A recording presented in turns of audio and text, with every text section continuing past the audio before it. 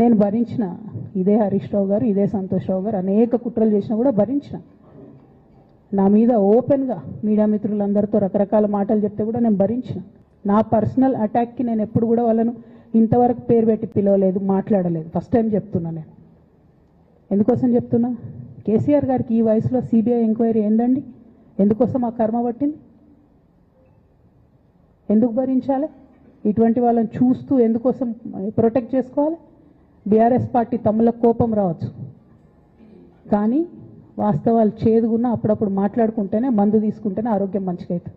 ఇట్లా చెప్పుకుంటూ పోతే చాలా చాలా అంశాలు ఉన్నాయి. వాటన్నిటి జోలికి నేను పోదలుచుకోలేదు. కానీ కేసీఆర్ గారు హిమాలయ పర్వతం అంత ఎత్తులాంటి పర్సనాలిటీ ఆయనది. ఆయనను చేయిబెట్టి చూపించి అవినీతి అని అంటే నిజంగా చాలా బాధ అవుతూ ఉన్నది.